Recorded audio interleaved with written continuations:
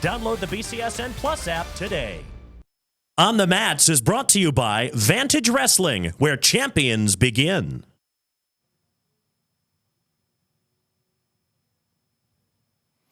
If you're not new to the area, you know Max Beck is a dog on the mats. The St. John's senior has been racking up wins since he began his high school career, pinning some of the top talent at the 113-pound division. Think back on all the things that Beck has done in a Titan singlet, like when he got an impressive cradle against Delta's Tony Hernandez at the 2022 Titan Invite, and when he beat Central Catholic's Emilio Herrera by fall during the 2023 Catholic Cup, and of course, when he earned a trip to last year's state tourney by finishing 4th in the district. Didn't place in Columbus, but has come back this season with a fresh fire that you've got to imagine will take him back to the state capitol this year, possibly to a better result.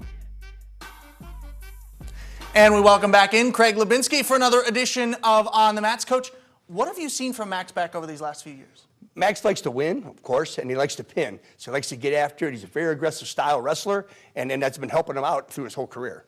Is there, when you look back to another weight jump, this time Max starting off at 113 pounds, now won a tournament there, which I know we'll touch back at 144. What does that weight jump look like in terms of how he has to change his technique? Well, that's a big jump, as opposed to when we talked last week, that was just a few pounds. This is a big jump. So him coming out there going from 113 to 144, that's big. I know the weight room's involved. I know growing up's involved. But that's still a big jump. His style has to change, his technique has to change, and he has to work a whole different type of wrestling with those bigger guys. And I almost got ahead of myself by revealing that he won the border war at 144 pounds, which I know you and I were talking off camera. That's a very notable performance for you. Oh, very, very tough tournament. Kids come out of that tournament and do very well at the state tournament. So it's a good tournament, a good measuring tool, even taking yourself into pit, because they even use it as a criteria for seeding. And speaking of the state tournament, he, like Miracle that we talked about last week, is another kid who fell short of winning that state title, something that every kid dreams about.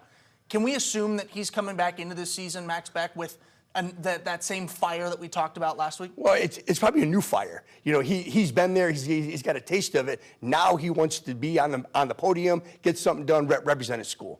He's had some impressive accolades as of recently too, winning his 100th career win in the season opener earlier this season, finishing 5th at the Perrysburg Invite, which is no small task there too. He seems to continue getting better as the season goes late, and that's what you want, right? A kid peaking as we get closer and closer to tournament time. Absolutely. Here we are in January. So we'll finish out January. We get through February. We start the state tournament run in February with sectionals, district, and on to the state tournament.